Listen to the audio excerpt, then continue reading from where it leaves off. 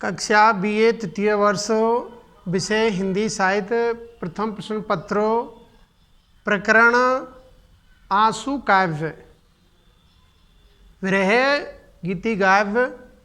इसके रचनाकार जयशंकर प्रसाद, जो छायावाद के प्रवर्तक और आधार स्तंभ कवि है। पिछले वीडियो में हमने आंसू काव्य के दो जो पद्यांश है उनकी सप्रसंग व्याख्याएं किए। आज हम आंसू काव्य का जो तीसरा पद्यांश है, या इस वीडियो में हमारा जो विशेष फोकस आंसू काव्य पर रहेगा। आंसू काव्य जो कि जयशंकर प्रसाद का एक विरह काव्य गीत काव्य है, जिसमें प्रसाद जी ने अपनी विरह पीड़ा का चित्रण किया है। बहुत ही मनोहारी मार्मिक चित्रण किया है। और इस पीड़ा की जो ज्वाला है उससे खुद निराला ही पीड़ित नहीं था। ये जो पीड़ा है विरह की पूरे जगत में व्याप्त है। हर व्यक्ति क्या है, इस विरह वियोग से ग्रसित है, पीड़ित है। तो आज हम 14वां जो पद है, या आंसू काव्य का तीसरा पद, और वैसे कुल संख्या में 14वां पद है, उसकी हम सप्रसंग व्याख्याएं करेंगे। तो पहले पढ़ते हैं। बस गई एक बस्ती, बस गई एक बस्ती, बस गई एक बस्ती है स्मृतियों की इस हृदय में। नक्षत्र लोक फैला है जैसे इस नील नले में। ये सब स्फुलिंग है मेरी इस ज्वालामयी जलन के। कुछ शेष चिन्ह है केवल मेरे उस महामिलन के। तो हम व्याख्या के 4 सोपानों के आधार पर प्रस्तुत पद्यांश की सप्रसंग व्याख्याएं करते हैं। नंबर 1, प्रस्तुत पद्यांश का संदर्भ देखते हैं। प्रस्तुत पद्यांश हमारी पाठ्य पुस्तक आधुनिक हिंदी कविता में संकलित जयशंकर प्रसाद द्वारा विरचित आंसू काव्य से उद्धृत है, अवतरित है, लिया गया है। आंसू एक गीति काव्य है और इसमें प्रसाद जी ने, या जयशंकर प्रसाद जी ने अपनी विरह पीड़ा का बहुत ही मार्मिक चित्रण किया है। आंसू लौकिक प्रेम पर आधारित विरह वेदना का काव्य है। लौकिक प्रेम के साथ साथ में अलौकिक प्रेम का भी इसमें चित्रण हुआ है। अब हम इसका दूसरा सोपान व्याख्या का प्रसंग देखते हैं। प्रस्तुत पद्यांश में कवि ने अपनी विरह वेदना का अनुभूति में चित्रण किया है। अनुभूति में बहुत ही अच्छा और सुंदर चित्रण प्रस्तुत पद्यांश में कवि कर रहा है। अब इसका हम तीसरा जो सोपान है, भावार्थ देखते हैं। कवि प्रसाद कहते हैं कि मेरे हृदय में प्रेम स्मृतियों की एक बस्ती, एक गांव बसा हुआ है, एक संसार बस गया है। मानो वे स्मृतियाँ आकाश रूपी घर में असंख्य नक्षत्र तारों के समान फैले हुए हैं, जो कि निरंतर चमकते रहते हैं। वस्तुतः ये प्रेम वेदना की स्मृतियाँ मेरे हृदय में व्याप्त चिंगारियाँ हैं। जैसे आग में से चिंगारियाँ निकलती है, उसी प्रकार से मेरे हृदय में व्याप्त चिंगारियाँ निकल रही है। और इनकी ज्वालामयी जलन अर्थात संताप पीड़ा से मैं निरंतर व्यथित रहता हूँ। इस तरह वेदना से व्यथित रहने पर भी मेरे हृदय में प्रियजन से महामिलन की धूमिल आशा शेष है। थोड़ी सी हल्की सी मुझे एक आशा है, और ये आशा पे ही क्या है, पूरा संसार टिका हुआ है। विरह वेदना का संबंध शायद कभी हो सकता है, ऐसी मुझे उम्मीद है। तो ये इसका भावार्थ है। अब हम इसका काव्य सौंदर्य देखते हैं। चौथा सोपान। प्रस्तुत पद्यांश में प्रेम स्मृतियों को हृदय को प्रदीप्त करने वाली चिंगारियाँ बताया गया है। इससे विरह वेदना की तीव्रता व्यक्त हुई है। इसमें आध्यात्मिक प्रेम की व्यंजना हुई है। आंसू या आनंद छंद है। प्रस्तुत पद्यांश में अनुप्रास, रूपक, उपमा, कैवल्य अलंकार का प्रयोग हुआ है। छंद सूगे लय गति से युक्त है। शब्दावली तत्सम, प्रधान और भावानुकूल है। और प्रस्तुत पद्यांश की भाषा शैली सहज, सरल, सुबोध है। कवि के भावों को व्यक्त करने में पूर्ण रूप से सशक्त और समर्थ है। अगला 15वां पद। शीतल ज्वाला जलती है, ईंधन होता दृग्जल का, ये व्यर्थ सांस चल चल कर करती है काम अनिल का। बाड़वा ज्वाला सोती थी इस प्रणय सिंधु के तल में, प्यासी मछली सी आंखें थी विकल रूप के जल में। अब हम 4 सोपानों के आधार पर इस पद्यांश की पद्यावतरण की सैद्धांतिक व्याख्याएं करेंगे। नंबर 1, संदर्भ। प्रस्तुत पद्यांश हमारी पाठ्य पुस्तक आधुनिक हिंदी कविता में संकलक जयशंकर प्रसाद द्वारा विरचित आंसू काव्य से उद्धृत है, अवतरित है। अब इसका हम संदर्भ देखते हैं। प्रस्तुत पद्यांश में इसका प्रसंग देखते हैं। प्रस्तुत पद्यांश में कवि ने अपनी प्रेमानुभूति और विरह वेदना का चित्रण किया है। बहुत ही मनोहारी चित्रण कर रहे हैं। अब तीसरा सोपान इसका भावार्थ देखते हैं। मेरे हृदय में, कवि कहते हैं कि मेरे हृदय में विरह की व्यथा ही ज्वाला रूप में जलती रहती है। वे ज्वाला शीतल इसलिए है कि उसमें मूक वेदना है, मौन वेदना है और प्रेमी जन की मधुर स्मृतियाँ भी सम्मिलित है, शामिल है। विरह वेदना में जो लंबी दीर्घ सांसें चलती रहती है, वही उस ज्वाला को प्रदीप्त करने या बढ़ाने वाली वायु है। सांस रूपी हवा निरंतर चलकर वेदना रूपी ज्वाला को सुलगाए रहती है। जिस प्रकार समुद्र के गर्भ में वाड़वा अग्नि, बड़वा नल, जो समुद्र की आग होती है, निरंतर जलती रहती है, उसी प्रकार प्रेमी रूपी समुद्र के तल में विरह व्यथा रूपी ज्वाला जलती रहती है। प्रेमी जन के रूप के जल में मछलियों की तरह मेरी आंखें सदा प्यासी और व्याकुल बनी रहती है। भाव यह है कि जल में रहकर भी मछलियाँ प्यासी रहे तो ये व्यथाकारी ही माना जाता है। उसी प्रकार प्रेमी जन की रूप स्मृति में उसके दर्शनों के लिए आंखें प्यासी रहती है। तो ये इसका भावार्थ हो गया। अब हम कलात्मक सौंदर्य, सामाजिक साहित्यिक विश्लेषण देखते हैं। प्रस्तुत पद्यांश में सरस प्रेमानुभूति और विरह वेदना की मार्मिक व्यंजना हुई है। शीतल ज्वाला में विरोधाभास अलंकार है। वस्तुतः यह लाक्षणिक प्रयोग है। सांस एवं बाड़व ज्वाला पर मानव व्यापारों का आरोप होने से मानवीकरण अलंकार है। उपमा का प्रयोग भी ध्यान देने योग्य है। शब्दावली तत्सम, प्रधान और आनंद छंद की तुकांत गेयता प्रशस्त है, प्रशंसनीय है। शुद्ध पद्यांश की भाषा शैली सहज, सरल, सुबोध और कवि के भावों को व्यक्त करने में पूर्ण रूप से सशक्त और समर्थ है। 16वां पद आंसू काव्य का। बुलबुले सिंधु के फूटे, नक्षत्र मालिका टूटी, न मुक्त कुंतला धरणी दिखलाई देती लूटी। छल छल कर छाले फोड़े, मल मल कर मृदुल चरण से, धुल धुल कर धुल धुल कर वह रह जाते आंसू करुणा के कण से। अब हम व्याख्या के 4 सोपानों के आधार पर प्रस्तुत पद्यांश की सप्रसंग व्याख्याएं करेंगे। तो नंबर 1, संदर्भ। प्रस्तुत पद्यांश हमारी पाठ्य पुस्तक आधुनिक हिंदी कविता में संकलित जयशंकर प्रसाद द्वारा विरचित आंसू काव्य से उद्धृत है, अवतरित है। आंसू एक गीति काव्य है। तो ये इसका संदर्भ है। आगे प्रसंग देखते हैं। प्रस्तुत पद्यांश में कवि ने अपनी प्रेम वेदना से प्रकृति को भी प्रभावित बताया है तथा करुणा की सर्वकालिक स्थिति को वेदना में बताया है कि करुणा किसी व्यक्ति विशेष में नहीं है, संपूर्ण विश्व इस करुणा से ग्रसित है। इस पीड़ा से, विरह की पीड़ा से, वियोग वेदना से ग्रसित है।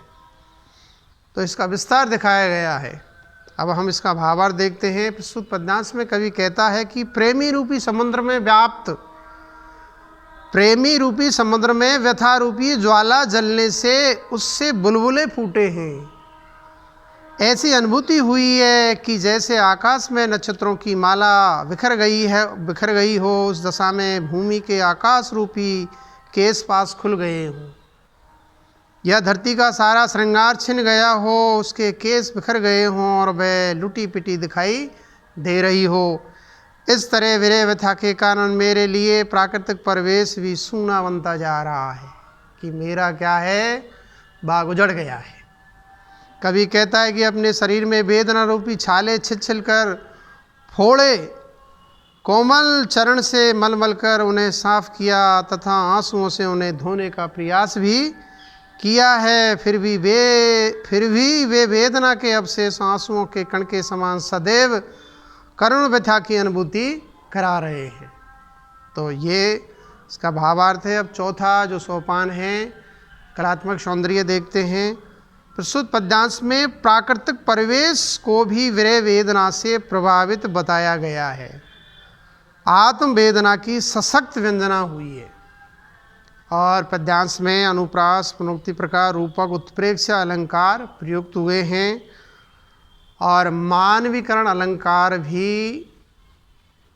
देखने को मिलता है। शब्दावली तत्सम है और ध्वन्यात्मक है और पद्यांश की भाषा शैली सहज सरल सुबोध कवि के भावों को व्यक्त करने में पूर्ण रूप से सशक्त और समर्थ है।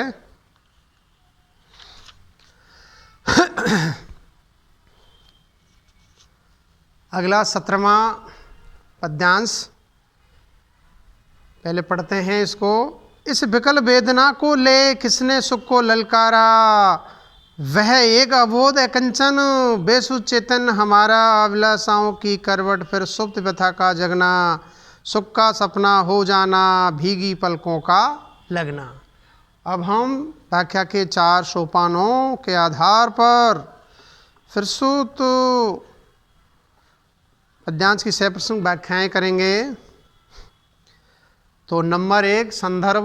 प्रस्तुत पद्यांश हमारी पाठ्य पुस्तक आधुनिक हिंदी कविता में संकलित जयशंकर प्रसाद द्वारा रचित आंसू काव्य से अवतरित है, लिया गया है। और आंसू एक ब्रह काव्य है, गीति काव्य है। अब हम इसका प्रसंग देखते हैं। प्रस्तुत पद्यांश में कवि ने विरह वेदना का अनुभूति में सुंदर चित्रण किया है। अब आगे इसका भावार्थ देखते हैं। प्रस्तुत पद्यांश में कवि अपनी वियोग की अवस्था में भी अत्यधिक व्यथा के कारण संयोग अवस्था की ही कल्पना करता है। फिर भी वह अत्यधिक पीड़ा से व्यथित होकर कहता है कि अपने हृदय में निहित वेदना से व्याकुल कोई व्यक्ति क्या सुख को भी ललकार सकता है। यदि ऐसा संसार में संभव नहीं है तो उसका व्याकुल और व्यथित मन ही भला उस सुख का किस प्रकार अनुभव कर सकता है। उस समय जबकि उसके प्रिय ने उनको हर्षोल्लास से वंचित किया था, तब वह तुच्छ और अनजाना था, अर्थात उसे संसार की वास्तविकता का ज्ञान नहीं था। यही कारण है कि उसका हृदय आज भी बेसुध है, जिसके कारण सुख दुख का अनुभव नहीं किया जा सकता। कभी अपनी हृदयगत पीड़ा का एक नए आयाम से चिंतन करता हुआ कहता है कि जिस प्रकार कोई व्यक्ति सो रहा हो और सोते सोते वह करवट बदल लेता है, उस क्षण उसकी नींद कुछ टूटी सी जाती है, किंतु कुछ क्षणों के उपरांत पुनः वह निद्रामग्न हो जाता है। उसी प्रकार कवि के हृदय में उस प्रियतम से मिलने की अनेक इच्छाएं उठा करती है। उसकी आंखों के सामने आलिंगन करने की क्षणिक स्थिति वाले प्रियतम की छवि नाच उठती है और उसकी सोई हुई पीड़ा पुनः जाग उठती है। उसका वह मिलन सुख सपने के समान हो जाता है और उसका हृदय उस मिलन की वास्तविकता को समझ जाता है, जिसके कारण उसके नेत्र सजल हो जाते हैं और उसकी पलकें भीग जाती है। तो ये इसका भावार्थ है। अब हम इसका कलात्मक सौंदर्य, साहित्यिक सामाजिक सौंदर्य देखते हैं या साहित्यिक सामाजिक विश्लेषण करते हैं। प्रस्तुत पद्यांश में अतीत की स्मृतियों के साकार होने से प्रेमी कवि की वेदना तीव्र हो जाती है। कवि ने अभिलाषा जो एक अमूर्त भाव है का मूर्तिकरण या मानवीकरण किया है। अभिलाषाओं का करवट लेना, रह रहकर जगना और अपने सो जाना आदि में यही भाव है। छीकानुप्रास, विरोधानुभास, लोकोक्ति, मानवीकरण अलंकार का सुंदर प्रयोग प्रस्तुत पद्यांश में हुआ है। और पदावतरण की भाषा शैली सहज, सरल और सुबोध है। अगला 18वां, इस हृदय कमल का घरना, अली अलकों की उलझन में आंसू मरंद का गिरना, मिलना निश्वास पवन में, माधव थी मोहमयी थी मन बहलाने की क्रीड़ा, अब हृदय हिला देती है वे मधुर प्रेम की पीड़ा। अब हम व्याख्या के 4 सोपानों के आधार पर प्रस्तुत पद्यांश की सप्रसंग व्याख्याएँ करते हैं। तो नंबर 1, संदर्भ। प्रस्तुत पद्यांश हमारी पाठ्य पुस्तक आधुनिक हिंदी कविता में संकलित जयशंकर प्रसाद द्वारा विरचित आंसू काव्य से उद्धृत है, अवतरित है, लिया गया है। आंसू काव्य गीति काव्य है और विरह काव्य है। अब हम इसका प्रसंग देखते हैं। प्रस्तुत पद्यांश में कवि ने अपनी प्रेम वेदना का स्वानुभूति के अनुसार बहुत ही मनोहारी मार्मिक चित्रण किया है। अब तीसरा सोपान, इसका भावार्थ देखते हैं। प्रस्तुत पद्यांश में कवि कहता है कि इस तरह की ऐसे ही है व्यथा के कारण हृदय रूपी कमल भौरे रूपी अलकों की उलझन में घिर जाता है। तब मुख से निकलने वाली दीर्घ निश्वास रूपी पवन में आंसू रूपी पराग गिरकर मिल जाता है। आस यह है कि विरह व्यथा से हृदय व्याकुल हो जाता है, पलकें गीली हो जाती हैं तथा दीर्घ निश्वास के साथ आंसू बहने लगते हैं। कवि कहता है कि प्रियजन से मिलन काल में प्रेम व्यवहार बहुत मादक लगता था, वह बहुत मोह माया में लगता था। उस समय प्रेम का संयोग मन को बहलाने का सुंदर खेल था। यानी संयोग सुख में क्या है, मन बहल जाता था, परंतु उससे वियोग हो जाने या प्रेमी के असफल रहने से वह पूर्वानुभूत प्रेम व्यवहार अब हृदय को पीड़ा पहुंचाता है तथा उसकी मधुर स्मृति हृदय को हिला देती है। तो ये इसका भावार्थ है। अब हम तीसरा जो सोपान है व्याख्या का, या चौथा सोपान है कलात्मक सौंदर्य साहित्यिक सामाजिक विश्लेषण, देखते हैं। प्रस्तुत पद्यांश में व्यंजित हुआ है कि कवि को प्रियजन से मिलन का कमी अवसर मिला है और उसका वह प्रेम असफल रहा है, जिससे वह वेदना व्यथा से आक्रांत रहने लगा है। और प्रस्तुत पद्यांश में स्मरण तथा उन्माद दशा की व्यंजना हुई है। और प्रस्तुत पद्यांश में अनुप्रास रूपक का काव्यलिंगी अलंकारों का सुंदर प्रयोग हुआ है। छंद की गति अति उचित है और प्रस्तुत पद्यांश की भाषा शैली से सरल सुबोध और कवि के भावों को व्यक्त करने में पूर्ण रूप से सशक्त और समर्थ है। अगला 19वां पद्यांश देखते हैं। सुख आहत शांत उमंगे बेगार सांस ढोने में, यह हृदय समाधि बना है रोती करुणा कोने में।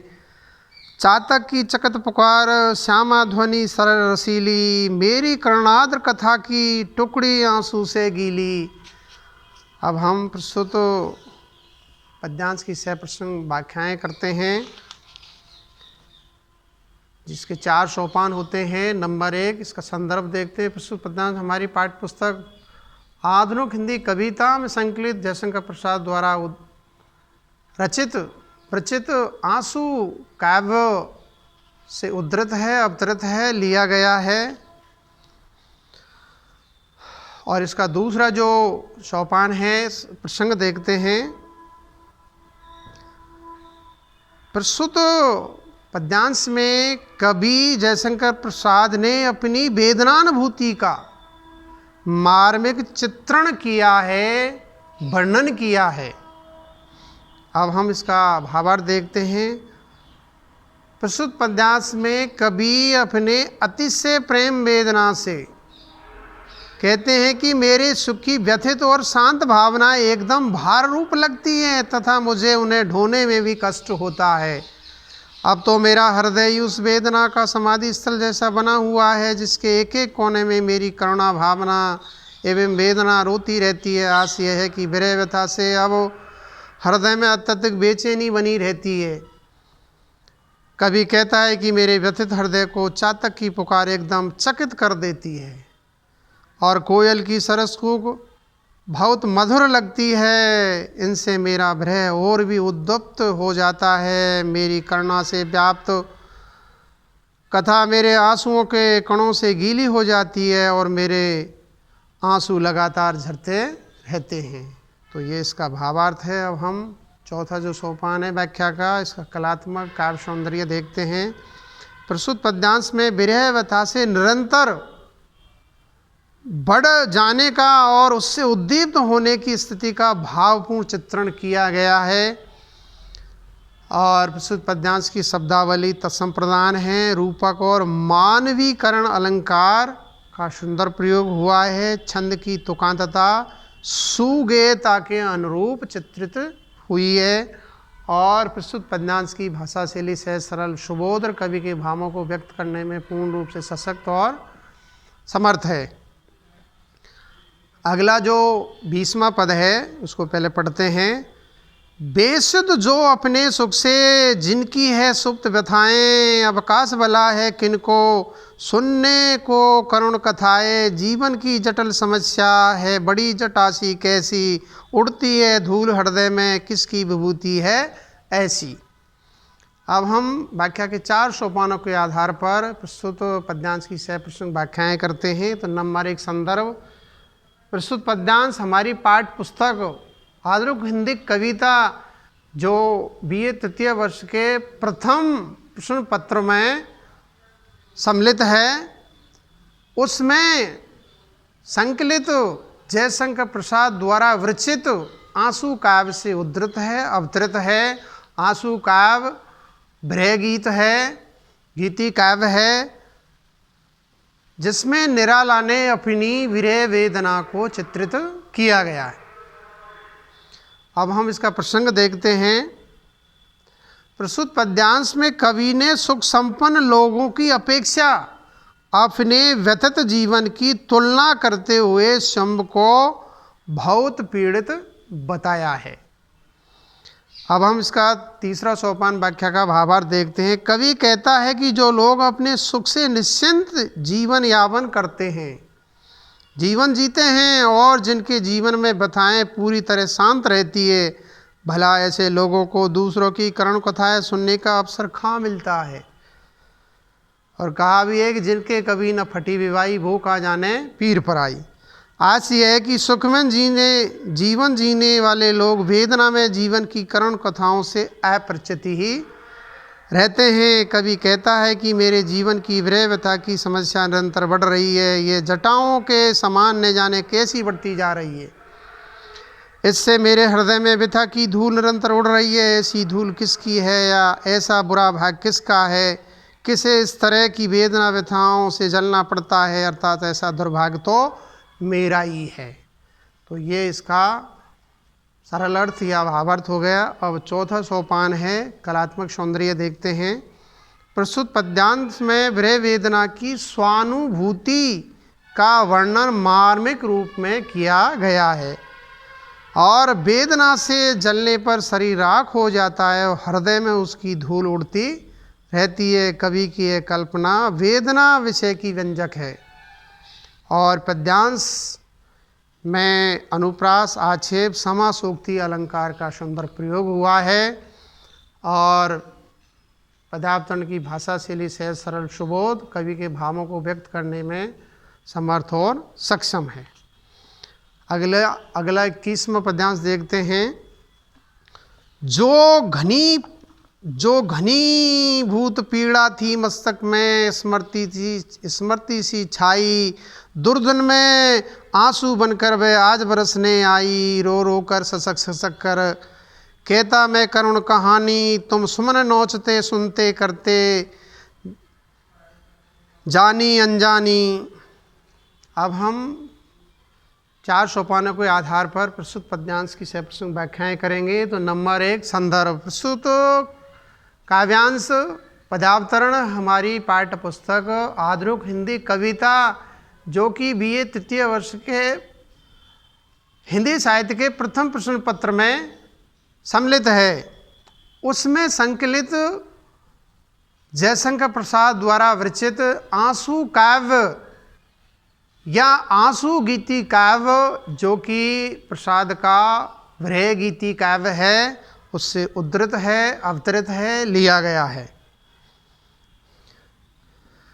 प्रस्तुत अंश में, अब इसका हम प्रसंग देखते हैं। प्रस्तुत अंश में प्रसाद जी विरह वेदना से परेशान होकर अपने प्रिय को लक्ष्य करके कहते हैं। क्या कहते हैं, इसका भावार्थ देखते हैं। प्रसाद जी अपने हृदय की सच्ची भावानुभूति को व्यक्त करते हुए कहते हैं कि जिस तरह आकाश में घने बादल छा जाते हैं और फिर वे लगातार जल की वर्षा करते रहते हैं, ठीक उसी प्रकार मेरे चेतना रूपी आकाश में प्रियतम के मिलन के समय की मधुर स्मृतियाँ घेर कर सघन हो गई है। हृदय की इस वेदना की गहन अनुभूति ने मेरे तन मन को व्यथित कर दिया है। अब मेरे सामने प्रियतम के वियोग के कारण अत्यंत ही विषम और कठिन परिस्थितियाँ पैदा हो गई हैं। ये विषम परिस्थितियाँ हृदय की पीड़ा एवं वेदना के घनीभूत बादलों के द्वारा आंसुओं के रूप में बरस रही है। अपनी आत्म पीड़ा व्यक्त करते हुए प्रसाद जी कहते हैं कि मैं रो रो कर और ससक कर अपने हृदय की वेदना से भरी हुई कारण कहानी कहता हूँ, कथा का बखान करता हूँ।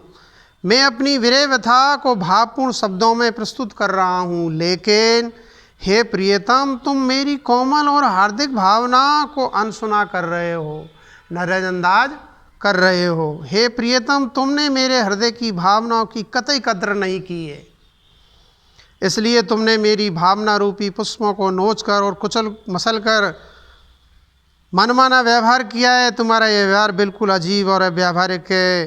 तुम्हारे इस व्यवहार से मेरे हृदय को चोट पहुँचती है, आघात लगता है और मैं व्यथित होता हूँ।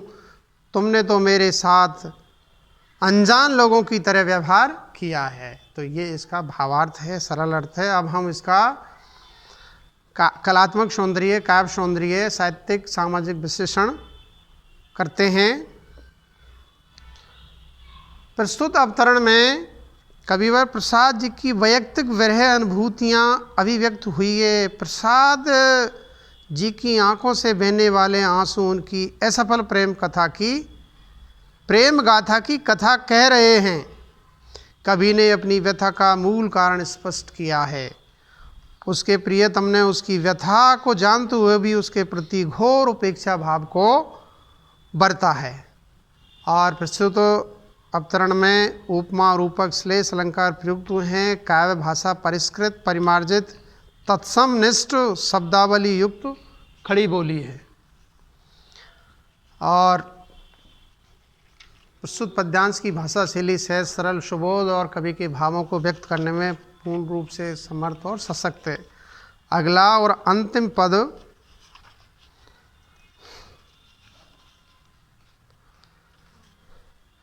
रो रो कर ससक कर कहता मैं करुण कहानी, तुम सुमन नोचते सुनते करते जानी अनजानी। मैं बल खाता जाता था मोहित बेसुध बलिहारी, अंतर के तार खिंचे थे तीखी थी तान हमारी। झंझा झकोर गर्जन था बिजली की नीरद माला, पाकर इस सुन्न हृदय को सबने आ डेरा डाला। अब हम प्रस्तुत पद्यांश की सप्रसंग व्याख्याएं करते हैं 4 सोपानों के आधार पर। नंबर 1 इसका संदर्भ देखते हैं। प्रस्तुत पद्यांश हमारी पाठ्य पुस्तक आधुनिक हिंदी कविता में संकलित जयशंकर प्रसाद द्वारा विरचित आंसू काव्य से अवतरित है, उद्धृत है, लिया गया है। अब इसका प्रसंग देखते हैं। प्रस्तुत पद्यांश में कवि जयशंकर प्रसाद जी ने अपनी विरह वेदना से व्यथित होकर प्रिय को लक्ष्य कर कहता है कि यह कवि ने स्पष्ट कहा है कि उसका हृदय प्रिया वियोग के कारण तीव्र वेदना एवं उदासी से भरा हुआ है, उसके हृदय में प्रलय जैसी हलचल मची हुई है। अब हम इसका भावार्थ देखते हैं। तीसरा सोपान, मैं रो रो कर ससक कर अपनी वेदना भरी करुण कहानी कहता हूँ, अपनी विरह व्यथा का निवेदन करता हूँ, परंतु तुम मेरी कोमल हार्दिक भावनाओं को अनसुनी कर जाते हो। तुम मेरी भावना रूपी पुष्पों को नोचते मसलते हुए मनमानी करते रहते हो, नितांत अजीब सा व्यवहार करते हो। इससे मुझे और भी वेदना होती है। मैं विरह व्यथा से पीड़ित रहकर भी तुम पर मुग्ध होकर बलहारी जाता हूँ, वेदना से बेसुध सा रहता हूँ। पूर्व में तुम्हारे कारण मुझे अतिशय कष्ट झेलना पड़ा था। मेरी हृदयगत प्रेमल भावनाओं के मधुर स्वर को तुम अनसुना कर जाते थे, फिर भी मेरी भावनाएं निरंतर प्रबलता से व्यक्त होती रहती थी तथा मैं हृदय से तुम पर समर्पित हो गया। इसी के परिणाम स्वरूप मुझे इतनी लंबी विरह वेदना भोगनी पड़ रही है। आगे कवि कहता है कि जिस प्रकार शांत और निर्मल आकाश में आंधी तूफान से प्रताड़ित होकर मेघमालाएं चारों ओर घर कर सघन छा जाती है, उनके टकराने से गंभीर गर्जन होता है, बिजली चमक कर वातावरण को अपनी चकाचौंध से भर देती है तथा घनघोर वर्षा होने लगती है, उसी प्रकार मेरे हृदय के शून्य आकाश में प्रियतमा की मधुर स्मृति का झंझावात तीव्रता से उठकर हलचल मचा देता है, हलचल पैदा कर देता है। प्रिया के सघन केसों की मेघमाला से मेरे हृदय में प्रसन्नता रूपी बिजली कौंधने लगती है। मेरा शांत हृदय प्रियतमा की स्मृतियों की हलचल से भर जाता है और इस सब का हृदय पर स्थायी प्रभाव सा पड़ जाता है। तो ये इसका भावार्थ है। अब हम चौथा सोपान इसका काव्य सौंदर्य देखते हैं। प्रिय मिलन की प्रस्तुत पद्यांश में प्रिय मिलन की पूर्व स्मृतियों एवं विरह विलाप का सुंदर अनुभूति में चित्रण किया गया है। भावों की अतिशयता दिखाने के लिए पदावृत्ति की गई है। झंझा झकोर नीरद माला इत्यादि वर्णन से प्रलयकालीन दशा का सांकेतिक वर्णन हुआ है। इससे कवि ने अपने हृदय की विफल दशा की वंदना की है। वियोग की स्मरण दशा को उद्दीपनकारी बताया गया है, वैसे इससे प्रेम निर्वाह की वंदना हुई है। और प्रस्तुत पद्यांश में उपमा, रूपक, अनुप्रास, मानवीकरण अलंकारों का सुंदर प्रयोग हुआ है और आनंद छंद की गति यति उचित रूप में प्रयुक्त हुई है। और पद्यांश की भाषा शैली सहज सरल सुबोध और कवि के भावों को व्यक्त करने में पूर्ण रूप से समर्थ और सशक्त है। आज इतना ही। कल हम सूर्यकांत त्रिपाठी निराला का व्यक्तित्व, कृतित्व और उनके द्वारा रचित जागो फिर एक बार कविता की 6 प्रश्न व्याख्याएं करेंगे। आज इतना ही। धन्यवाद। नमस्कार।